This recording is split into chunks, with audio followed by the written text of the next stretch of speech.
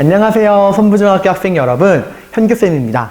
오늘은 지난 시간에 이어 두 번째 시간 2강 흥선대원군의 통상수교 거부정책에 대해서 공부할 시간입니다. 여러분, 우리 지난 시간에 어떤 내용 배웠죠?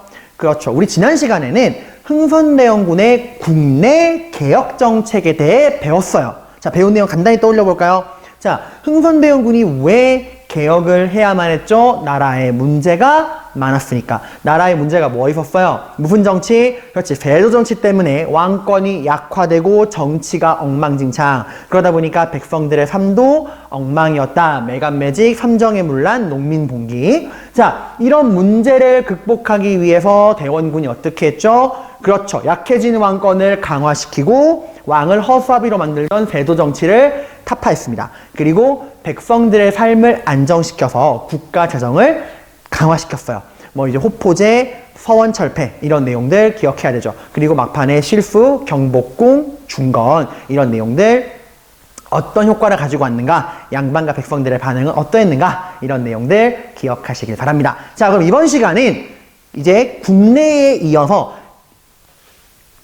대원군의 국외정책에 대해서 공부하도록 할 거예요. 바로 통상수교 거부정책입니다. 프린트 이쪽 교과서 14페이지와 15페이지에 해당하는 내용이에요. 자, 통상수교 거부정책이다. 이걸 뜻을 한번 보면은 통상, 장사한다는 거예요.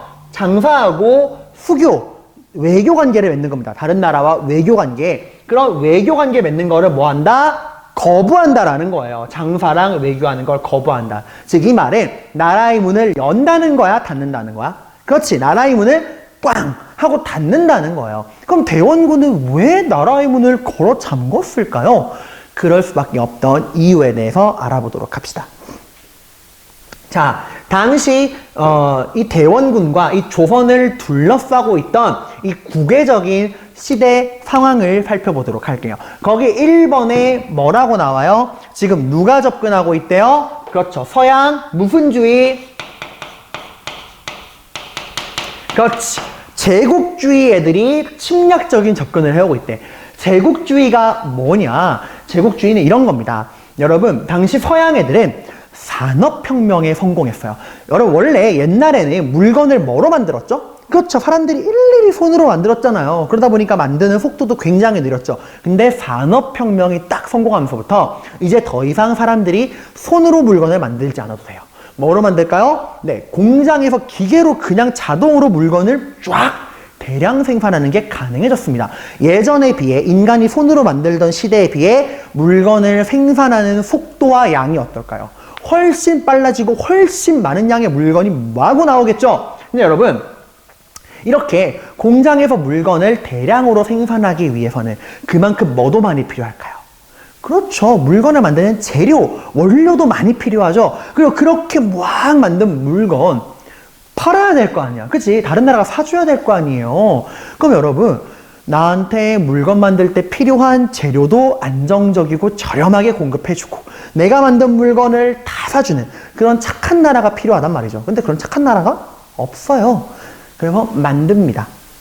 그게 바로 식민지예요. 나에게 내가 필요한 재료 가져오고 내가 만든 물건 강제로 팔아버리는 그런 식민지를 마구마구 만드는 게 제국주의입니다. 그래서 얘들이 어딜 노렸냐? 아직 산업혁명에 성공하지 못해서 자신들보다 힘이 굉장히 약했던, 낙후되어 있던 아시아와 아프리카 국가들을 본인들의 희생양, 식민지로 삼기 위해 다가오던 시대였어요. 그러니까 깡패예요, 한마디로. 내가 잘 살기 위해서는, 나의 이득을 위해서는 이웃나라가 얼마나 힘들게 고통받건 상관없다. 뭐 내 물건 사느라 등골이 휘어도 나한테 재료 공급해주느라 힘들어져도 상관없다 이거예요. 오늘날에도 이런 제국주의적 마인드는 있습니다. 얼마 전에 뉴스가 한번 나왔어요. 지금 코로나 때문에 온 나라가 난리죠? 온 세계가 난리죠, 온 세계가. 근데 프랑스의 몇몇 의사들이 이 코로나를 퇴치하기 위한 백신을 실험을 해야 되는데 살아내기 임상실험 해봐야 되잖아요. 그거를 어디서 하자 그랬냐면 아프리카 흑인들 대상으로 하재요. 미친 거 아니에요? 여러분, 거기 사는 거는 사람 아니에요? 똑같은 사람이에요. 그러니까 근데 뭐야, 우리 백인들의 안전을 위해서는 흑인들에게 안전이 검증되지 않은 약을 실험해도 괜찮다는 거예요. 이런 게 제국주의 마인드예요. 아무튼 그 서양 애들이 이런 제국주의적 마인드를 가지고 아시아, 아프리카로 접근해오고 있었다는 겁니다. 그럼 여러분, 그 제국주의 애들이 영국, 주로 이제 영국, 프랑스, 미국, 독일 같은 그 유럽의 강대국들인데, 유럽이나 미국, 얘들이 우리 아시아로 올 때 뭘 타고 올까요? 네, 걸어오진 않겠죠? 배를 타고 옵니다. 그들이 타고 왔던 배를 우리나라 사람들은 뭐라 불렀느냐? 자, 이게 뭐라고 나오죠? 네, 이양선. 그 프린트에 여러분들 옆에 그 사진 있어요. 배 모양 사진. 이 이양선 뜻이 뭐냐면, 이상한 양 모양의 선, 배라는 거예요. 근데 여러분 이 사진 봐봐요. 모양 이상해요? 아니죠. 그냥 오늘날 우리가 흔하게 보는 배예요. 근데 왜 조선인들은 이걸 이상한 모양의 배라 그랬냐면, 조선인들의 머릿속에 있는 배는 뭐예요? 그냥 그 돛 달고 사람들이 열심히 노져서 가는 그런 나무 돛담배나 생각했는데, 이거 어때요? 쇠로 만든, 철로 만든, 그리고 사람들이 노젓는 배가 아니야. 이미 기계로 모터 부앙 돌리면서 움직이는 그런 배란 말이죠. 그러니까 조선인들이 얼마나 신기해. 와, 저런 거대한 쇳덩어리가 알아서 움직이네? 이상하고 신기한 모양의 배다 라고 부른 거예요. 참 어떻게 보면 슬픈 용어죠. 그만큼 차이가 벌어졌다는 거야. 그리고 얘들아, 이런 이양선은 겉으로는 야, 우리 장사 한번 할래? 하고 와요. 우리가 만든 물건 써볼래? 라고 옵니다. 근데 장사하는 걸 우리가 거부하는 순간 돌변해요. 이 이양선은 이미 완전하게 대포랑 총으로 무장을 한 배라서 장사가 잘 안 되면은 그냥 침략군으로 돌변할 수 있는 전투함의 기능도 함께 가지고 있던 배였어요. 자, 이제 막 아시아 사방에 이런 서양 애들이 막 청나라, 일본, 조선으로 배를 끌고 막 몰려오는 거예요. 자, 그런데 여러분들, 이런 애들이 장사하자고 왔을 때 함께 들어오는 게 뭐냐? 거기 세 번째 뭐라고 나와요? 뭐가 확산된다? 천주교. 천주교, 기독교입니다. 기독교. 오늘날 교회, 기독교예요. 여러분 원래 그래요. 나라와 국가가 이 장사를 하고 물건을 이제 사고 팔고 교류를 하면은 단순히 물건만 왔다 갔다 하는 게 아니에요. 그 나라의 생활 풍습과 문화가 함께 들어옵니다. 오늘날 우리 코믹스, 마블 영화 보고, 오늘날 우리 BTS, K-팝 한류를 뿌리고 있고, 또 여러분 일본 애니메이션 좋아하고, 이렇게 문화가 왔다 갔다 하잖아요. 그러니까 그 당시에도 서양 애들이 이렇게 우리 나라에 우리 아시아에 오면서 그들의 종교, 그들의 문화였던 천주교가 확산되게 됩니다. 근데 이게 정말 크나큰 충격을 조선에게 가지고 와요. 왜냐? 조선은 뭐의 나라? 뭘 믿는 나라죠? 그렇죠. 유교의 나라, 성리학의 나라란 말이에요. 성리학에서 가장 강조하는 게 뭐예요? 충과 효입니다. 충성과 효도. 백성들은 왕과 양반에게 충성을 다해야 한다. 철저하게 신분으로 나라를 구별하죠. 왕, 양반, 백성, 그리고 아랫사람들은 윗사람에게 충성해라. 근데 기독교는 어때요? 신분을 강조합니까? 아니죠. 하나님 아래서 우리 모두 다 형제다. 평등하다라고 말합니다. 신분을 강조하는 성리학, 평등을 강조하는 천주교. 거기다가 또 성리학에서는 부모에 대한 효를 강조해요. 그 효를 증명하는 게 뭐죠? 제사 지내잖아요, 명절 때마다. 근데 기독교는 어때요? 십계명에 나옵니다. 나 이외에 다른 신을 섬기지 말라. 우상 숭배하지 말라라고 가르칩니다. 제사 죽은 자에게 지내는 우상 숭배라고 봤어요. 지금도 그러고 있죠. 그래서 교회 다니는 친구들은 제사 안 지내죠. 그러니까 제사 안 된다는 거예요. 그러니까 성리학, 조선에서 강조하는 성리학이 강조하는 충과 효, 신분과 제사를 완전히 부정하는 그런 종교잖아요. 그래서 여러분, 대원군이 나라의 문을 걸어 잠근 건 단순히 장사 안 하겠다 정도 차원이 아니라 이 조선, 성리학으로 운영되는 조선의 뿌리를 지키겠다라는 그런 마음도 있었어요. 그러니까 단순한 문제가 아니었다는 겁니다. 자, 이게 이 조선과 이 아시아를 둘러싸고 있던 상황이었어요. 그리고 여러분들 또 하나, 이 당시 우리나라에 가장 두려움을 안겨주었던 존재는 누구냐? 바로 누구였냐? 이 지도 봐봐요. 위에 누가 있죠? 러시아. 러시아가 있었어요. 러시아. 원래 여러분 여기가 연해주 지방인데 원래 여긴 러시아 땅이 아니었어요. 근데 이 러시아가 청나라를 박살내버리고 청나라로부터 받아온 땅이 연해주입니다. 그래서 러시아가 딱 연해주를 차지하고 나서부터 조선과 국경을 맞닥뜨리게 된 거예요. 그 조선 애들한테 할로 이러고 다가온 거예요. 그러니까 조선 입장에서는 웬 그 눈 퍼렇고 이 코 큰 애들이 그리고 그 거대한 중궁받아 박살낸 애들이 국경에서 허물렁거리니까 정말 두려웠죠. 자, 아무튼 이런 상황이었다 하는 겁니다.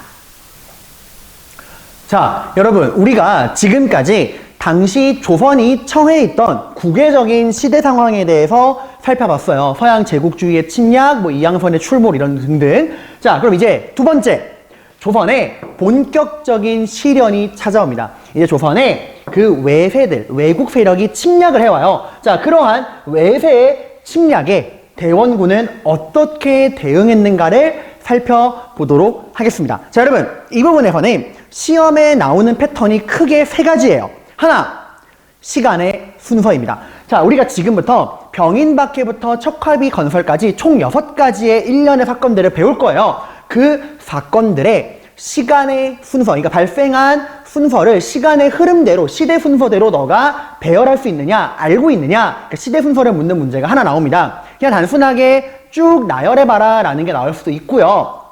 최근에는 어떤 특정한 사건 하나를 딱 던져주고 병인양요건, 신미양요건 사건을 던져주고 그 사건을 기준으로 그 사건의 전에 발생했던 일은 뭐니, 이 사건의 뒤에 발생했던 일은 뭐니, 이런 식으로 묻기도 합니다. 그러니까 순서의 문제. 두 번째, 여러분, 이게 이 일련의 사건들이요, 여러분이 공부하기 편하게 원인 결과 이렇게 배열되어 있지가 않아요.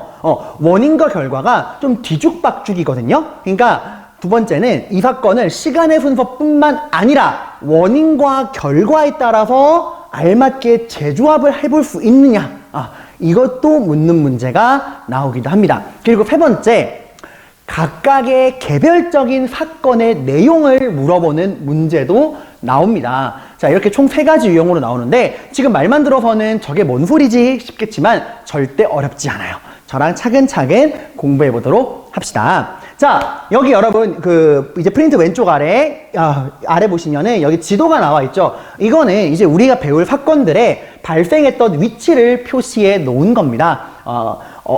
참고해 보시면 되고요. 자, 그럼 우리 하나하나 살펴보도록 할게요. 제일 먼저 발생한 사건은 거기 쓰시면 됩니다. 바로 병인양요예요. 분필이 잘 부러지네요. 죄송합니다. 병인박해예요. 병인박해. 자, 병인박해는 뜻이 뭐냐? 병인년에, 이 병인년이라는 건 우리가 그 연도를 헤아리는 방식이에요. 뭐 임진년, 정묘년 이런 식으로. 병인년은 1866년입니다. 그러니까 1866년 병인년에 박해가 일어났다라는 거예요. 박해의 뜻이 뭐죠? 네, 그렇습니다. 괴롭히는 걸 박해라 그래요. 그럼 병인년에 누가 누구를 괴롭혔느냐? 우리 조선이 프랑스를 괴롭힌 사건이 병인박해입니다. 쌤, 우리 조선이 프랑스를 괴롭혀요? 네, 맞습니다. 자, 이게 어떻게 된 사건이냐? 간단하게 말씀드리면은 당시 우리 조선에 천주교를 전도하기 위해 프랑스 신부가 있었어요. 그 당시 대원군이 그 프랑스 신부들로부터 전도를 받아서 천주교를 믿고 있던 조선인 신자들을 대량 학살한 사건이 바로 병인박해입니다. 자, 대상국가. 누구라고요? 누구와의 문제죠? 네, 그렇죠. 프랑스와의 문제죠. 자, 그러면 아니 왜 우리나라에서 이런 프랑스 선교사 신부들을 죽였느냐? 여러분, 대원군은요, 처음부터 프랑스 신부들을 죽일 생각이 전혀 없었어요. 오히려 처음에는 그들과 잘 지내볼 생각이었습니다. 당시 조선에게 가장 위협이 되는 서양 세력이 누구였을까요? 영국? 미국? 프랑스? 아닙니다. 이렇게 멀리 떨어지는 나라가 아니라 당장 지금 우리 바로 머리맡에 있는 누구? 그렇죠. 러시아입니다. 러시아. 여러분, 러시아가 얼마나 거대한 나라인지 알죠? 세계에서 가장 큰 나라예요.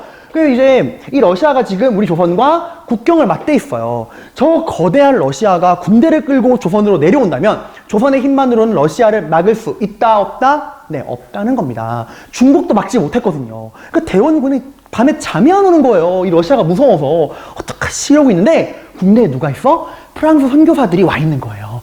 그래서 대원군이 이들을 이용해야겠다 해가지고 한밤중에 몰래 이 프랑스 신부들을 자신의 궁궐로 불러들입니다. 그리고 말하는 거예요. 당신들의 조국인 프랑스를 잘 설득해서 우리 조선을 도와 이 러시아를 막아준다면 당신들이 우리 조선에서 천주교를 마음껏 전도할 수 있도록 내가 허락해주겠다 라고 이야기를 합니다. 떡밥을 샥 뿌린 거죠. 근데 여러분, 이게 대원군이 지금 지킬 수 있는 약속을 한 걸까요? 아닙니다. 절대 지킬 수 없는 약속이에요. 왜냐? 조선은 뭘 믿는 나라죠? 그렇죠. 유교. 성리학의 나라입니다. 성리학에서 가장 강조하는 게 뭐예요? 그렇죠. 왕과 양반에 대한 충성이에요. 철저한 신분 차별이잖아요. 근데 천주교는 어떤 종교죠? 네, 신분을 인정하지 않아요. 하나님 아래에서 왕과 양반이 어디 있냐? 우리 모두 평등한 형제다 라고 가르치는 종교예요. 그러니까 이 천주교라는 거는 조선의 뿌리를 뒤흔드는 종교라고 했죠. 이걸 대원군이 자기 마음대로 허락할 수 있어요? 아닙니다. 이거는 허락할 수 없는 문제야. 그럼 대원군이 왜 이런 얘기를 했을까? 애초에 지킬 마음이 없어요. 대원군은 철저하게 프랑스를 이용해서 러시아를 막을 생각이었다는 거예요. 자, 아무튼 대원군 지금 프랑스 선교사를 이용해서 누구의 남하를 견제하려고 한 거예요? 그렇죠. 가장 무서운 이 러시아를 막아보겠다라는 거죠. 근데 여러분, 이 프랑스, 불행하게도 프랑스 신부들도 딱 듣자마자 알았어요. 아, 이 사람이 지금 우리 이용해 먹으려는구나. 거짓말하는구나. 해서 대원군의 제안을 거절합니다. 우리는 종교적인 목적으로 온 사람들이지 그런 정치적인 문제와는 연결되고 싶지 않습니다. 라고 해서 거절했어요. 그래서 대원군의 이러한 의도는 실패하게 됩니다. 여기서 끝났다면 단순한 해프닝이었겠지만 이게 소문이 퍼졌어요. 그것도 이상하게 소문이 퍼집니다. 대원군이 한밤중에 프랑스 신부들을 불러들여서 이 나라를 천주교의 나라로 만들려고 한다 라는 식으로 소문이 쫙 퍼진 거예요. 누가 난리가 났을까? 성리학, 유교에 축구하는 양반들이 난리가 난 거예요. 가뜩이나 양반들은 대원군이 마음에 안 들죠. 서원철폐니 호포제니 가뜩이나 마음에 안 드는데 이젠 천주교까지 나라에 전파하겠대요. 온 나라의 양반들이 들고 일어납니다. 이건 말도 안 되는 짓이다. 대원군이 뭔데 자기 마음대로 천주교를 받아들이는 만에 그런 걸 결정하느냐라고 이야기를 합니다. 더 나아가서 대원군을 압박해요. 너 수상해. 야, 대원군, 너도 천주교 신자 아니야? 너 천주교를 믿으면서 이 나라 조선에, 성리학의 나라인 조선에 지도자가 될 자격이 있어? 내려와. 이런 식으로 대원군이 순식간에 정치적인 위기에 몰렸어요. 자, 대원군이 이 정치적인 위기를 극복하기 위해서는 어떻게 해야 될까? 그렇죠. 행동으로 보여줘야죠. 난 천주교 믿을 마음 없어. 난 천주교 싫어해. 난 이 나라 조선 성리학을 사랑하는 사람이야. 라고 이제 보여줘야겠죠. 그래서 대원군이 명령을 내립니다. 이 나라에 들어와 있는 프랑스 신부들 다 잡아들여. 그리고 그런 프랑스 신부들로부터 전도받아서 천주교 믿고 있는 조선인 신자들도 싹 다 잡아들여. 라고 이야기를 합니다. 자, 당시 우리나라에 와 있던 프랑스 신부들은 12명이었어요. 이 중에 3명은 탈출합니다. 도망쳤어요. 어디로? 일단 중국으로. 바로 프랑스로 못 가니까 일단 가까운 중국으로 도망치고 9명의 신부가 잡히고요. 우리나라 조선인 신자들도 함께 잡힙니다. 당시 우리나라에 천주교를 믿던, 그러니까 전도를 받아 천주교를 믿던 신자들, 조선인 신자들이 몇 명 됐을 것 같아요? 네. 8,000명이었어요. 8,000명. 어마어마하게 많죠, 여러분들? 그리고 대원군도 이렇게 잡아들인 다음에 일단 프랑스 신부들한테는 말합니다. 너희는 외국인이니 한번 봐주겠다. 다시는 이 나라에 발들이지 않겠다 약속하면 보내주겠다. 라고 이야기합니다. 근데 이 9명의 신부들은 뭐라 그러냐? 우리를 따르는 어린 양들이 이렇게 우리와 함께 잡혀 있는데 우리가 이들을 버리고 어디로 간단 말입니까? 우린 여기서 이들과 함께 순교하겠습니다. 라고 이야기를 해요. 그 이제 대원군이 우리나라 신자들에게 이제 말을 합니다. 너무 많은 거야. 이게 막 깐난애기에 여자애 노인에 너무 많으니까 다시는 천주교를 믿지 않겠다고 약속하고 조선의 품으로 돌아와라. 그러면 용서해 주겠다. 라고 이야기를 합니다. 이 8,000명의 백성들 중에서 몇 명이나 그 제안을 받아들였을까요? 단 한 명도 받아들이지 않아요. 모두가 이야기를 합니다. 우리는 하나님을 배신할 수 없다. 왜 이랬냐? 여러분이 백성이라면 양반에게 충성해라 라고 신분을 강조하는 성리학과 우린 모두 다 형제다 라고 평등하다고 이야기하는 천주교 중에 뭐가 더 마음에 들어요? 그렇죠. 백성 입장에선 천주교거든요. 그리고 천주교는 결정적으로 뭐라 가르치냐? 하나님 믿다 죽으면 어디 간다? 천국 간다. 그 백성들은 우린 더 이상 지옥 같은 조선에서 살고 싶지 않습니다. 이대로 하나님 믿고 죽어 영원한 지상, 영원한 낙원, 천국 가겠습니다. 라고 해서 전원 다 사형당합니다. 이들을 사형시킨 곳이 오늘날 서울 마포의 절두산이라는 산이에요. 왜 절두산이냐? 잘랐다. 뭘 잘랐다? 머리를 자른 산. 8,009명의 머리를 자른 산입니다. 오늘날 서울에 있죠. 자, 아무튼 이래서 다 죽였다라는 겁니다. 장소는 서울이고요. 관련된 인물은 딱히 없어요. 근데 여러분, 이러면 어떤 문제가 생길까? 그쵸? 지금 누굴 죽인 거야? 외국인, 프랑스인을 죽인 거잖아요. 그리고 그 중국으로 탈출한 3명의 신부가 이 모든 일을 본국인 프랑스에 알립니다. 프랑스가 가만히 있지 않겠죠. 그래서 이 병인박해가 원인이 되어서 프랑스가 조선으로 쳐들어오니 그게 바로 병인양요입니다. 병인양요.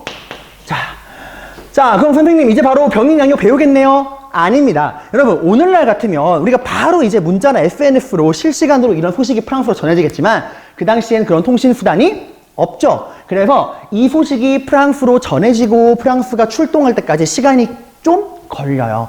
그 사이에는 다른 일이 발생을 합니다. 그 두 번째 있었던 일은 다른 사건이에요. 바로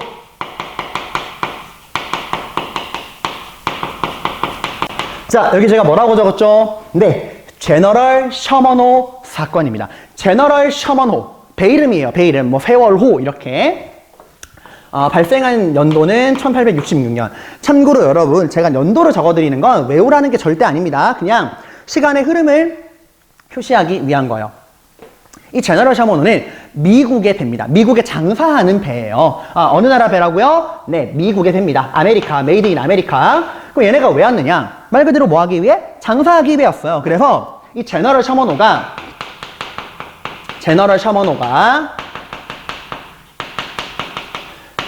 조선에 와서 뭘 요구해? 통상 장사하자라고 이야기를 합니다. 근데 지금 조선의 분위기가 어때요? 난리가 났었잖아요. 서양 애들 때문에. 그래서 이런 요구를 받아들일 만한 분위기가 아닙니다. 그래서 조선이 우리는 서양 세력과 장사하지 않겠다 하고 조선이 이 통상 요구를 거부합니다. 여러분, 상대방이 싫다 그러면 어떻게 하죠? 그렇죠. 가야죠. 근데 여러분, 당시 서양 애들은 무슨 주의 마인드? 그렇지. 깡패. 제국주의 마인드. 나의 이득을 위해서는 상대방이 어떤 고통을 받건 신경 쓰지 않는 마인드예요. 그래서 얘네들이 뭐야? 우리랑 장사 안 해? 하고 돌변합니다. 깽판을 치기 시작해요. 이 제너럴 셔먼호에 탑재되어 있던 막 무기들을 막 대포들을 막 쏘면서 조선의 민가를 약탈하고 불지르고 깽판을 치기 시작한 거예요. 이때 굉장히 많은 사람들이 죽습니다. 횡포를 쳐요. 얘네가 어디까지 몰려오느냐? 대동강을 거슬러서 오늘날 북한의 수도인 평양까지 진격을 해봐요.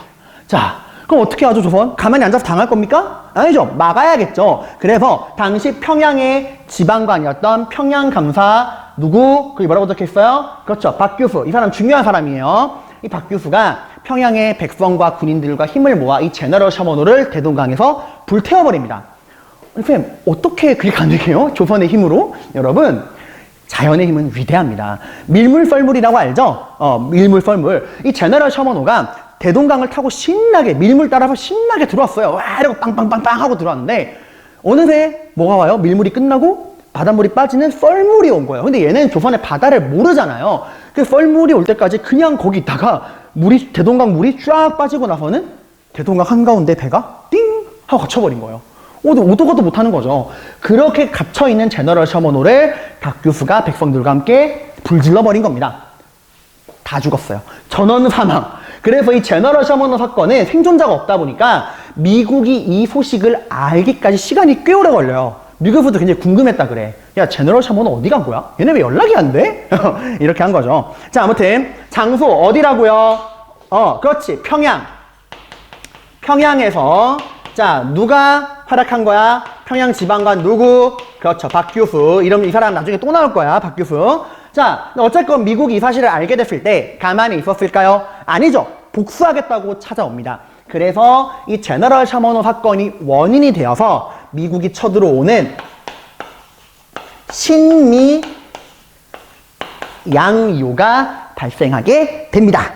자, 그럼 이제 그럼 쌤 바로 신미양이에요? 아니에요. 시간이 꽤 걸린다 그랬죠? 이제 드디어 프랑스의 귀에 이 병인박해 소식이 들어가게 됩니다. 그 프랑스가 극대노에서 조선으로 쳐들어와요. 이게 바로 병인 양요예요.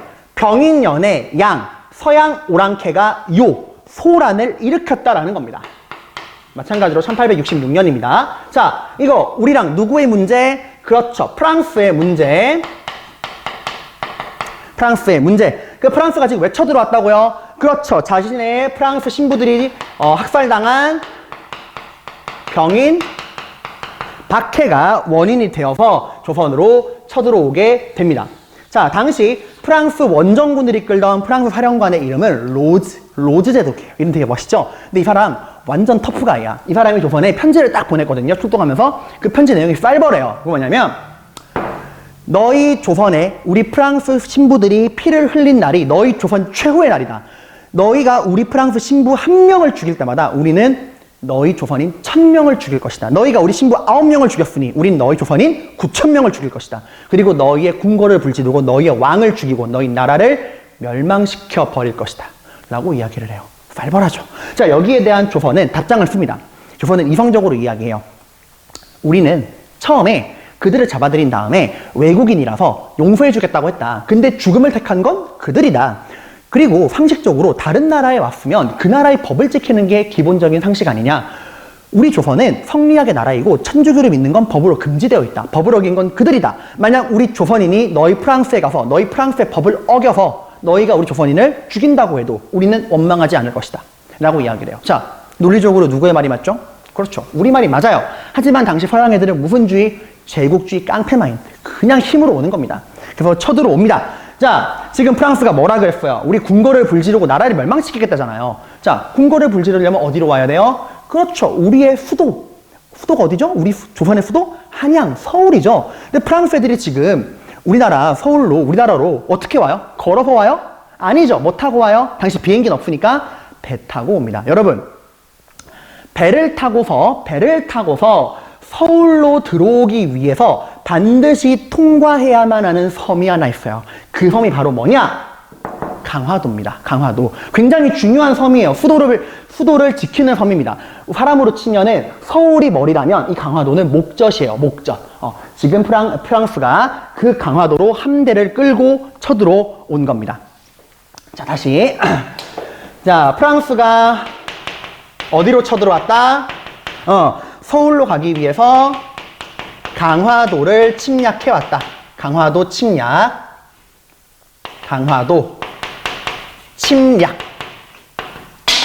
자, 어떻게 됐을까? 처음 싸웠을 때 누가 이겼을까요? 네, 처음에는 프랑스가 압도적으로 이깁니다. 그 군사력이 상대가 안 돼요. 근데 프랑스가 너무 방심했어요. 처음 와보니까 야, 이거 조선 별거 없네? 이거 식은 죽 먹기구만 이러고 전쟁하러 온 애들이 막 술 마시고 꽐라가 돼가지고 그냥 난리가 난 거예요. 그래서 이 술에 취해 방심한 프랑스군의 빈틈을 노려서 조선군이 기습 공격을 해옵니다. 당시 조선군을 이끌던 장군이 한성근과 양헌수라고 하는 장군이에요. 한성근, 양헌수가 큰 활약을 벌입니다. 자, 이들이 두 번 프랑스를 이기는데, 자, 한성근이 이끌던 조선군은 문수산성에서, 그리고 양헌수가 이끌던 조선군은 정족산성에서 프랑스군을 박살내요. 여기가 어디냐? 오른쪽 위에, 프린트 오른쪽 위에 보시면 그 당시 상황을 나타내는 지도가 있거든요. 이 지도가 나올 수도 있으니까 이 위치 기억해 두셔야 합니다. 여러분, 이거 자체가 엄청난 힌트예요. 만약에 자료가 나오고 그 자료에 한성근, 양헌수가 문수산성, 정족산성에서 이겼다, 활약했다, 이런 말이 나오면 그건 무조건 병인양요를 나타내는 말이다. 이렇게 연결시킬 수 있어야 됩니다. 알겠죠? 자, 여기서 우리의 활약으로 이건 우리가 이겼어요. 이거 우리가 프랑스를 이긴 겁니다. 자, 그래서 병인양요, 장소가 어디라고요? 네, 강화도. 이 강화도에서 누가? 그렇지, 한성근과 양헌수가 문수산성과 정족산성에서 프랑스군을 이겼다라는 겁니다. 근데 여러분, 게임에서 졌으면 어떻게 하죠? 깔끔하게 지지치고 나가야죠. 근데 프랑스군은 나가면서 굉장히 더러운 짓을 하고 합니다. 여러분, 혹시 규장각이라는 거 들어본 적 있어요? 네, 맞아요. 정조가 만든, 서울에 만든 도서관입니다. 우리나라의 중요한 서적을 보관하는 도서관인데, 여러분도 정말 중요한 문서나 파일은 어떻게 해요? 한 군데만 안 놔두고 외장하드나 이런 데 복사해두죠. 당시 조선에서도 규장각에만 보관하고 있다가는 한번 불나면 끝이니까 안전하게 다른 곳에도 복사본을 놓아둡니다. 그 복사본을 놓아둔 곳이 바로 어디냐? 바로 여기 서울 옆에 강화도였어요. 그래서 이 강화도에 서울에 있는 규장각을 복사한 외규장각. 이 외가 바깥 외자야. 그러니까 규장각 바깥에 있는 규장각이다. 외규장각. 강화도에 만들어 놓고 여기다가 우리가 많은 책을 보관했는데 이걸 프랑스 애들이 어떻게 한 거야? 다 훔쳐간 거예요. 가면서. 이 강화도에 있던 외규장각에서 보관하고 있던 우리의 수많은 책들을 약탈해 갑니다. 훔쳐가요. 근데 이걸 우리는 몰랐어요, 그 당시에. 왜냐면 얘네가 이 외교장각 건물 자체를 불태워가지고 우리나라에서는 이게 그냥 없어진 줄 알았어요. 근데 이걸 이제 우리가 어떻게 알게 됐느냐? 시간이 한참 지나서 한 1955년경에 우리나라에 박병선이라고 하는 여자 박사님이 계셨어요. 이분이 이걸 아무래도 정황상 프랑스가 훔쳐갔을 확률이 굉장히 높다 해서 이 약탈당한 도서, 이때 약탈당한 도서가 어떤 책이냐면은 여러분 조선에서 여러 가지 국가 행사가 있잖아요. 뭐 왕의 즉위식이라든가 뭐 왕의 생일이라든가 그런 국가의 중요한 행사가 있을 때 그 행사의 진행 모습을 올 컬러로 엄청나게 큰 종이에 올 컬러로 기록해 놓은 거예요. 정말 가치를 따질 수 없는 어마어마한 그런 문화재거든요. 그런 걸 이제 우리가 뭐라 그러냐면은 그 의궤라 그래요. 의궤. 국가의 중요한 행사를 기록해 놓은 그림. 아무튼 이게 이제 프랑스에 있을 것 같다 해서 이분이 프랑스로 건너가서 프랑스 국립도서관에 사서로 취업을 합니다. 그래서 이분은 매일매일 그 프랑스 도서관에 외국 책들을 보관해 놓은 별관에 가서 이 책들을 찾으신 거예요. 근데 여러분 프랑스 도서관 별관에 책이 얼마나 있냐? 3천만 권이 있어요. 3천만 권. 매일매일 찾은 거예요. 찾는데 얼마나 걸렸냐? 20년 걸렸어요. 20년 만에 드디어 창고 구석에서 먼지 꾸댕이 속에 쌓여있던 우리의 소중한 의궤를 발견한 겁니다. 그리고 이거를 우리나라 언론에 알린 거죠. 그 대가로 이분은 그 도서관에서 잘렸어요. 아무튼 이분의 활약 덕분에 이제 우리나라에서 이걸 알게 되고 돌려달라라고 이야기합니다. 근데 프랑스가 돌려줄까요? 안 돌려줍니다. 이게 언제 겨우 받았냐? 2011년에 이걸 돌려받아요. 근데 준 게 아닙니다. 프랑스가 우리한테 대여해줬어요. 대여가 뭔지 알죠? 소유권은 여전히 프랑스에 있는 거야. 프랑스가 우리한테 빌려주는 형식으로 이 책이 돌아왔습니다. 심지어 그것도 5년마다 다시 빌려야 돼요. 아무튼 지금은 국립중앙박물관에 대여 상태로 보관되어 있습니다. 가슴 아픈 얘기죠. 자, 아무튼 이렇게 됐고, 자, 네 번째. 그럼 쌤, 나 알 것 같아. 이제 이 제너럴 셔머너 사건의 결과인 심리학료가 나오겠네요. 아닙니다. 이게 미국 귀에 아직 안 들어갔어요. 중간에 다른 일이 하나 더 있습니다. 바로 오페르트 도굴 사건이라는 게 터져요. 오페르트 도굴 사건. 이거는 1868년의 일입니다.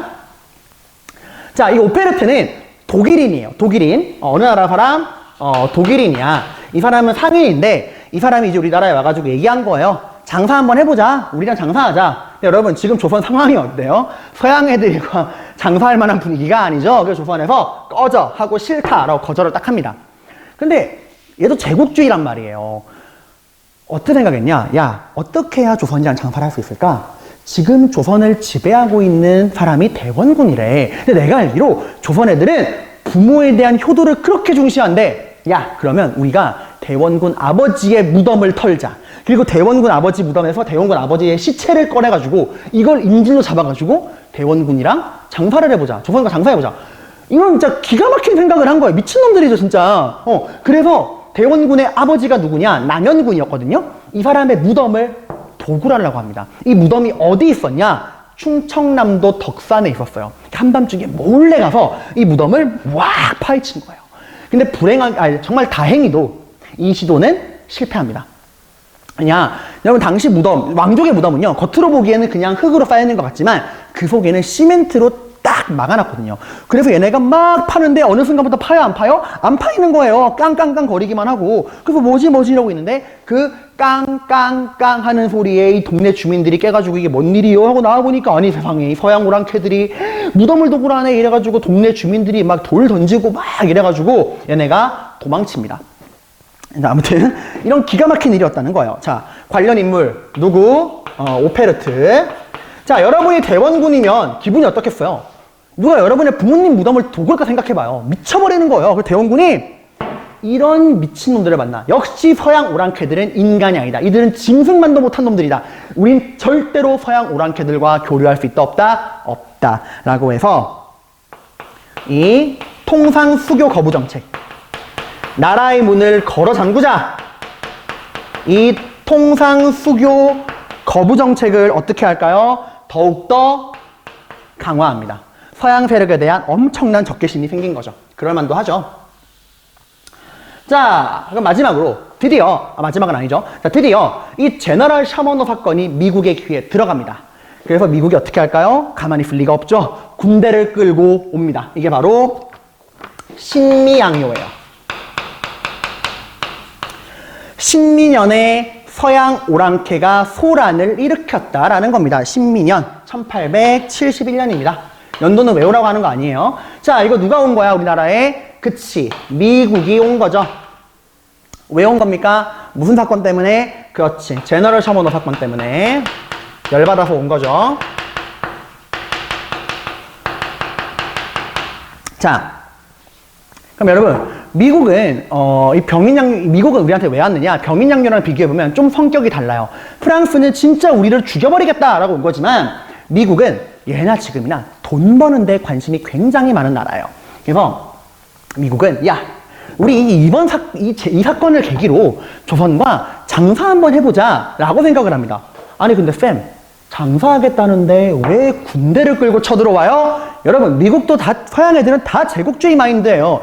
미국이 과연 우리 조선이랑 동등하고 평등한 위치에서 장사할 마음이 있을까요? 아닙니다. 철저하게 본인들이 갑의 위치에서 조선과 이렇게 압도적인 갑의 위치에서 갑질하고 싶은 거예요. 그럼 갑질하기 위해서 어떻게 하죠? 힘을 보여줘야죠. 내가 이만큼 힘이 강하다. 그러니까 내 앞에 무릎 꿇어라 라는 걸 보여줘야겠죠. 그래서 조선에 본인들의 힘을 보여주기 위해 군대를 끌고 옵니다. 그러면 강한 충격을 줘야겠죠. 그럼 가장 효과적인 곳이 어딜까? 그렇지, 적의 수도를 치는 겁니다. 자, 미국 애들 역시 우리나라에 올 때 뭐 타고 와요? 배 타고 오죠. 배를 타고 서울로 들어오기 위해서는 어디를 통과해야 한다고요? 그렇죠, 강화도를 통과해야 합니다. 그래서 강화도는 이제 또 미국도 오는 거예요. 프랑스에 이어서 미국도 강화도로 쳐들어오게 됩니다. 자, 미국이 어디로 왔다고요? 강화도로 쳐들어옵니다.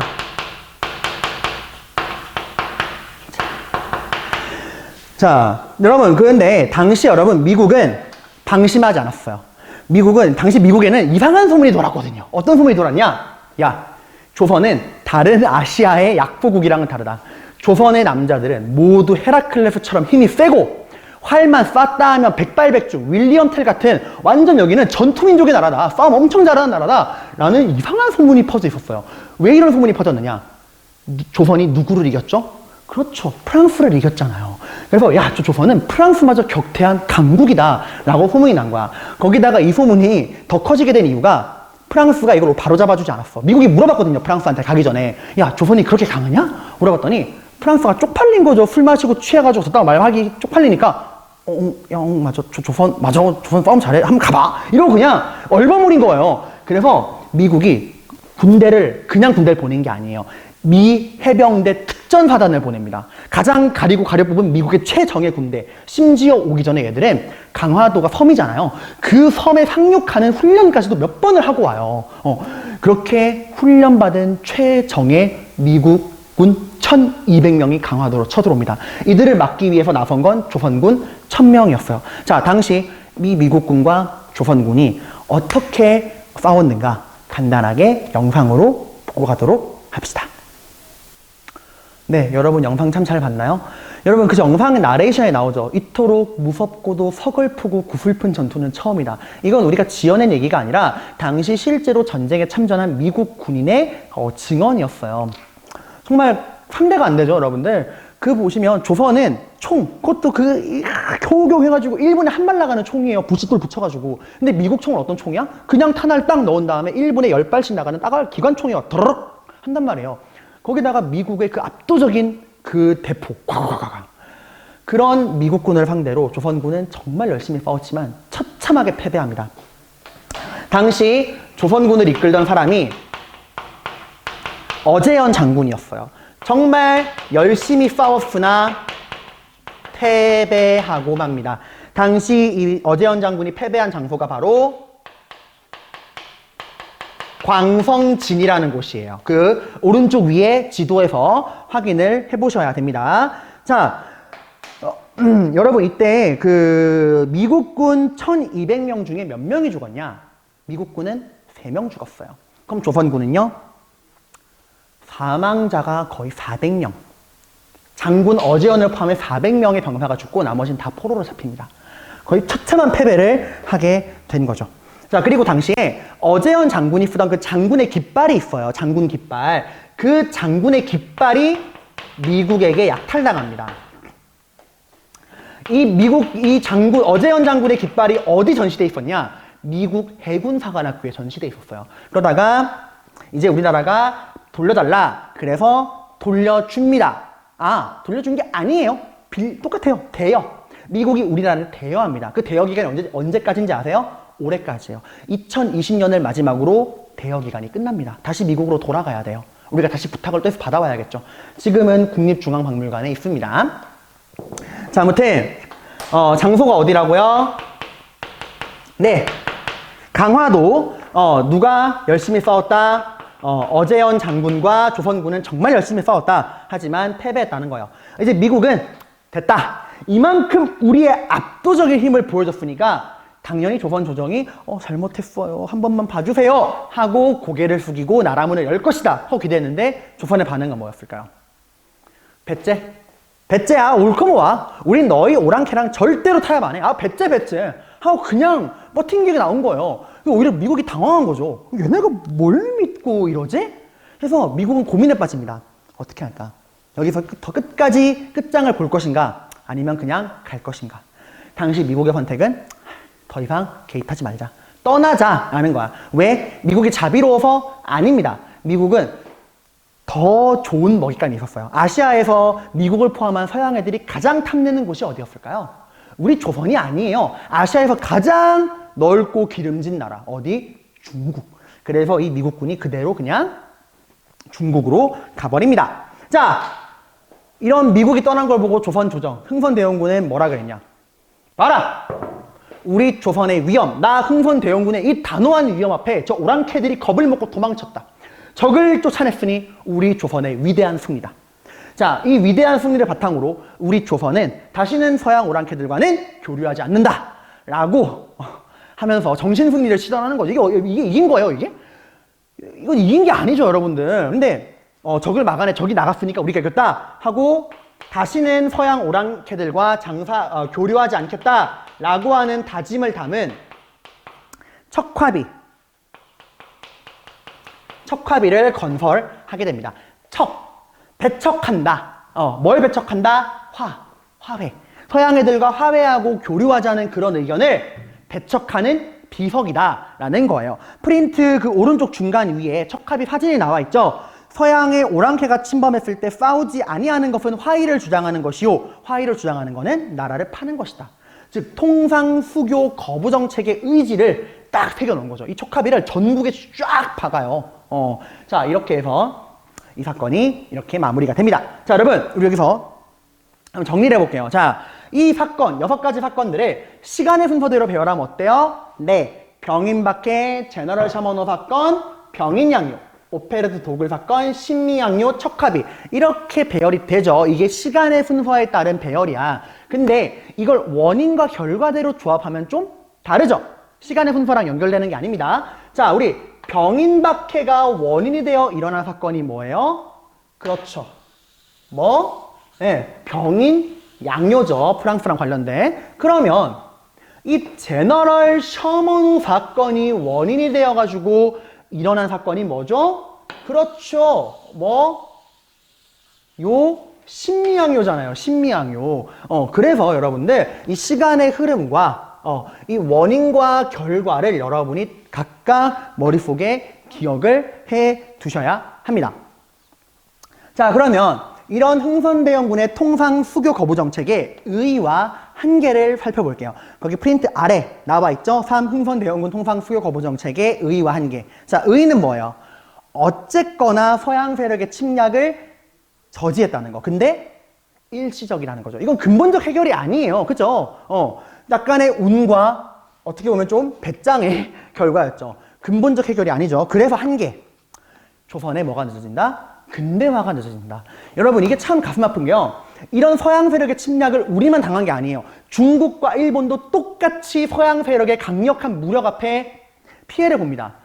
근데 중국과 일본은 각각 나라 문을 열어요. 특히 일본은 완전 열어. 야, 서양 애들이 진짜 이렇게 뛰어난 기술을 가지고 있구나. 우리에 비해서 서양 애들이 정말 뛰어나게 발전돼 있구나. 그럼 어떻게 하죠? 그들의 뛰어난 점을 본받아야죠. 내가 못났다는 걸 인정하고 본받아야 되는데, 그래서 일본은 나라 문을 활짝 열었어요. 하다못해 중국도, 그 교만한 중국도 나라 문을 열었어요. 근데 조선은 오히려 나라 문을 더 꽝꽝 걸어 잠궜죠. 우물한 개구리가 되기를 선택한 겁니다. 배우지 않았어요. 이 결과가 나중에 정말 치명적 결과로 다가옵니다. 여러분, 이 심리학을 때 죽어나간 그분들의 희생이 어떻게 된 거예요? 그분들은 뭘 위해 싸운 거죠? 그분들의 그렇게 안타까운 죽음을 보고서 선택한 결과가 이거라니 참 안타깝죠. 자, 아무튼 이런 내용들 살펴보시고요. 뒷장에 탐구 자료와 빈칸 채우기, 개념 확인 문제도 살펴보시고요. 자, 이번 시간 여기까지 하도록 하겠습니다. 고생하셨습니다.